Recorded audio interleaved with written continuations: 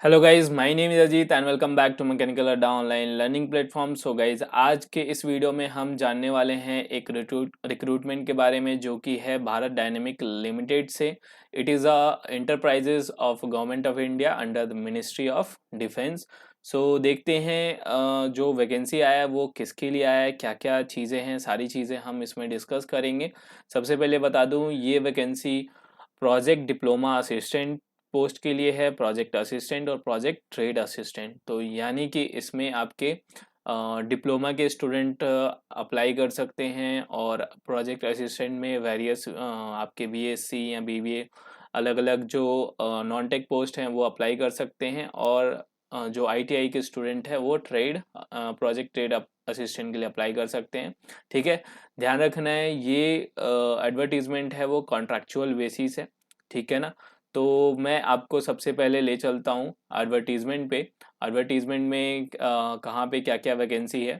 तो total 80 post हैं और ये आपके फिक्स टर्म के लिए है।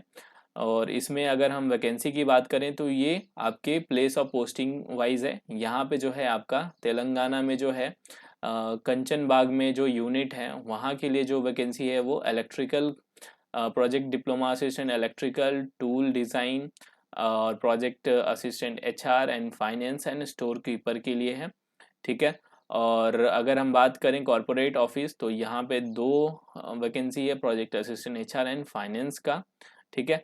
और नेक्स्ट अगर बात करें भानु यूनिट इन तेलंगाना तो यहाँ पे भी डिप्लोमा का इलेक्ट्रॉनिक्स है, एचआर फाइनेंस है, स्टोर कीपर है। ठीक है। और अगर हम बात करें आंध्रा का तो आंध्रा में आपके प्रोजेक्ट डिप्लोमा असिस्टेंट मैकेनिकल है। ठीक है ना, 5 पोस्ट है और यहाँ पे इलेक्ट्रॉनिक्स है और फिर कंप्यूटर है और टूल डिज़ाइन है। टोटल जो है यहाँ पे इस रीजन में आपके 36 है। और भी नीचे जो है ये यहाँ पे अब ये बताऊंगा। सबसे इम्पोर्टेंट यहाँ पे क्या है कि अपर एज लिमिट जो है यहाँ पे आपके 28 ईयर्स है। ठीक है ना। और रिलैक्सेशन आपके SC ST के लिए 5 ईयर्स का है, ओबीसी का 3 ईयर। और भी जो है वो रिलैक्सेशन जैसा होता है गवर्नमेंट के रूल के हिसाब से वो PWD के बेसिस पे मिल जाएगा। और एक और इम्पॉर्टेंट चीज़ है जो कि नहीं होना चाहिए था बट इसमें है, 1 ईयर का आपको एक्सपीरियंस चाहिए। बट एक्सपीरियंस में अभी आपको बताऊंगा, अप्रेंटिसशिप अगर आपने 1 साल का किया है वो भी as a 1 year experience count होगा। ठीक है। तो आगे बढ़ने से पहले एक इम्पॉर्टेंट अपडेट के बारे में आपको बता दूं। अनअकैडमी के प्लेटफॉर्म पे जो है अभी आप गेट ईएस की प्रिपरेशन कर रहे हो तो गेट ईएस का जो है वो previous year question paper subject wise जो है आपके वहाँ पे मिल जाएंगे। तो वो आप जो है वो उसको सब्जेक्ट वाइज लगा सकते हो, अपने प्रिपरेशन को बूस्ट कर सकते हो। तो अगर आप इनरोल कर रहे हो तो ये कोड अप्लाई करना मत भूलना, मैक10। इससे आपको मैक्सिमम डिस्काउंट मिलेगा। और अगर आप कोई भी सब्सक्रिप्शन लेने वाले हो तो उससे पहले, सब्सक्रिप्शन लेने से पहले आप डेली स्कॉलरशिप टेस्ट दे सकते हो।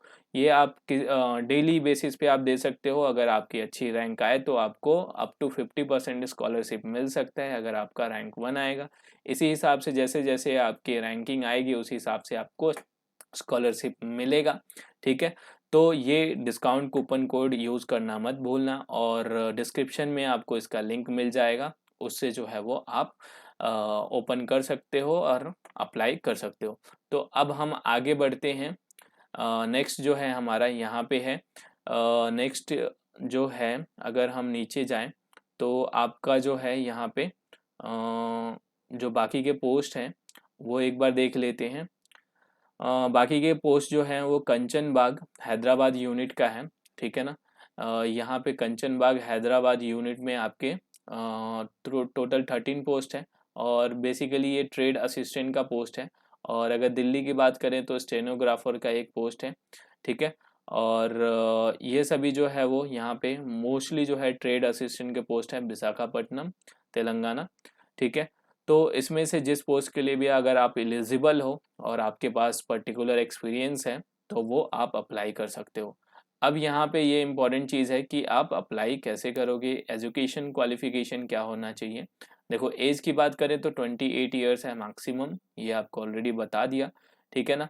तो एजुकेशन क्वालिफिकेशन की बात करें तो प्रोजेक्ट डिप्लोमा असिस्टेंट मैकेनिकल में आपको 3 ईयर का डिप्लोमा चाहिए मैकेनिकल में। ठीक है। और अगर हम बात करें इलेक्ट्रॉनिक्स का तो सभी जो अलग अलग डिप्लोमा असिस्टेंट के जो पर्टिकुलर ब्रांच है उस ब्रांच का आपके पास डिप्लोमा होना चाहिए 3 इयर्स का। अगर हम टूल की बात करें तो टूल में मैकेनिकल ब्रांच एलिजिबल है, ठीक है ना, बट 1 साल का जो है टूल डिज़ाइन में 1 ईयर पोस्ट डिप्लोमा का सर्टिफिकेट आपको होना चाहिए, ठीक है। और अगर हम प्रोजेक्ट फाइनेंस, प्रोजेक्ट एचआर की बात करें तो यहाँ पे आपके ये कॉमर्स में ग्रेजुएशन होना चाहिए या बिजनेस एडमिनिस्ट्रेशन में हो, तो ये इनमें से कोई भी डिग्री आपको होना चाहिए, ओके। और अगर हम नीचे जाएं तो वो स्टोर कीपर हो गया, ये जो है एक सर्विसमैन के लिए ही है।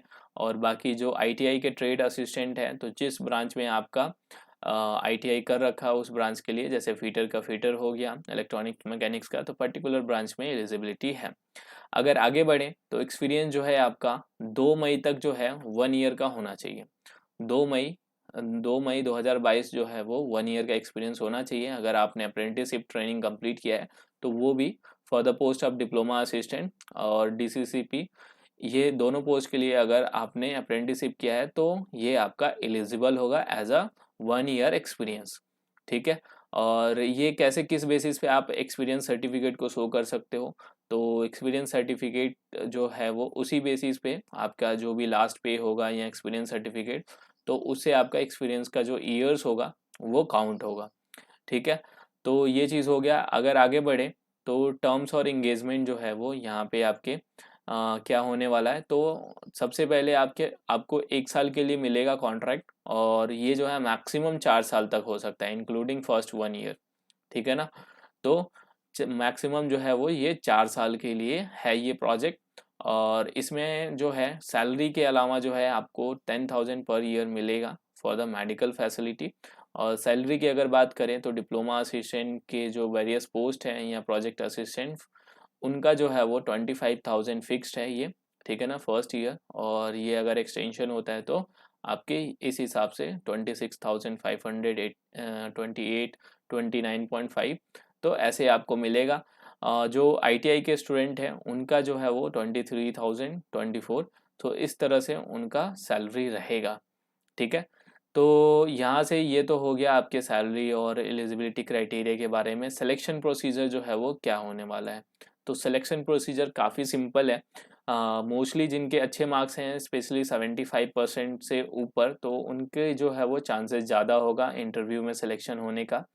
बिकॉज यहाँ पे जो क्राइटेरिया है आपका सिलेक्शन का, वो है कि 75 मार्क्स जो है वेटेज आपके परसेंटेज, जो भी डिप्लोमा, जो भी आपके क्वालिफिकेशन होंगे, अगर डिप्लोमा हो तो आपका डिप्लोमा परसेंटेज होगा, अगर आप प्रोजेक्ट असिस्टेंट तो ग्रेजुएशन का परसेंटेज होगा, ठीक है।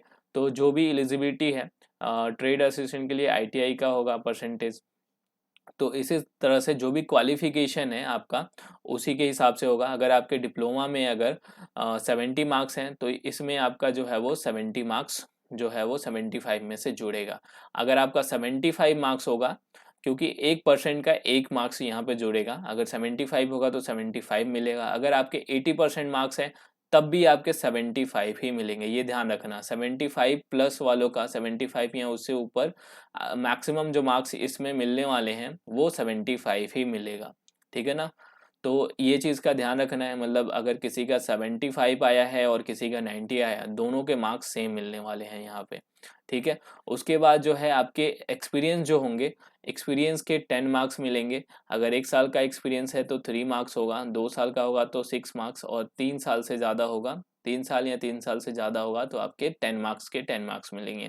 तो ये तो 85 हो गया। और बाकी जो है वो आपके 15 मार्क्स जो है वो इंटरव्यू का होगा। तो इंटरव्यू के लिए जो है वो 10 टाइम्स बुलाया जाएगा। इंटरव्यू के लिए आपके जो है यहाँ पे 10 टाइम्स, अगर जितनी वैकेंसी है उसके 10 गुना बुलाए जाएंगे। और वो जो है आपके इन दोनों के बेसिस पे ही बुलाए जाएंगे, इन दोनों के मार्क्स का जो बेसिस होगा उसी हिसाब से बुलाए जाएंगे। और अगर किसी का जो है वो सेम मार्क्स हो रहा है तो उसमें डेट ऑफ बर्थ का क्राइटेरिया रखा जाएगा, और मिनिमम जो है 60% मार्क्स होना चाहिए, क्वालिफिकेशन मार्क्स, ठीक है। तो ये था आपका सिलेक्शन प्रोसीजर, और टोटल जो है 100 मार्क्स में से आपका सिलेक्शन होगा आफ्टर द इंटरव्यू, ओके। तो अगर हम और बात करें इसके डिटेल के बारे में कि अप्लाई कैसे करना है, ठीक है, इसकी एप्लीकेशन फ़ी 200 है, ऑनलाइन आपको अप्लाई करना है, ओके। और सिर्फ आप एक ही पोस्ट के लिए आप अप्लाई कर सकते हो, ये ध्यान रखना। सिर्फ ऑनलाइन अप्लाई होगा और सिर्फ आप एक ही पोस्ट के लिए, अगर मल्टीपल पोस्ट के लिए एलिजिबल हो तो आप अप्लाई नहीं कर सकते, only for the one post. ठीक है, जो भी डॉक्यूमेंट चाहिए वो आपके यहाँ पे दिए हुए हैं, आप वीडियो को पॉज करके देख सकते हो। ठीक है, और बाकी ये जो पीडीएफ का लिंक होगा वो मैं डिस्क्रिप्शन में डाल दूंगा। हाँ, अप्लाई का स्टार्ट डेट कब हो रहा है, तो 14 मई से स्टार्ट होगा, अभी स्टार्ट नहीं हुआ है, और 4 जून तक होगा। लास्ट डेट जो है आपका 4 जून है अप्लाई करने का। ठीक है, सो इसके बाद अगर हम बात करें जो है, जो भी वैकेंसी है उसमें आप जो भी पोस्ट के लिए एलिजिबल हो, मल्टीपल पोस्ट के लिए एलिजिबल हो, तो आप जो भी आपके नियरेस्ट जो है वो यूनिट होगा उसमें आप अप्लाई कर सकते हो, जैसा भी आपको अच्छा लगे। ठीक है ना, तो आई थिंक इस वीडियो में मैंने सारी चीज़ें कवर कर लिया है। ठीक है, तो यहाँ पे जो है जो इम्पोर्टेंट डेट्स हैं वहाँ यहाँ पे आपके दिए हुए हैं। ठीक है ना, और जो आपके हार्ड कॉपी हैं उनको भेजने का जो डेट है वो 13 जून तक है। ठीक है, तो अप्लाई करने के बाद यहाँ पे आपके डिटेल्स दिए हुए हैं कि क्या क्या चीज़ें आपको भेजना है। ठीक है ना, तो वो चीज़ें जो है वो आप भेजना है 13 जून तक। ठीक है, सो इसके अलावा अगर आपके कोई डाउट्स होंगे तो कमेंट में ज़रूर पूछ लेना। सो अब मिलते हैं नेक्स्ट वीडियो में नेक्स्ट अपडेट के साथ। Thanks for watching.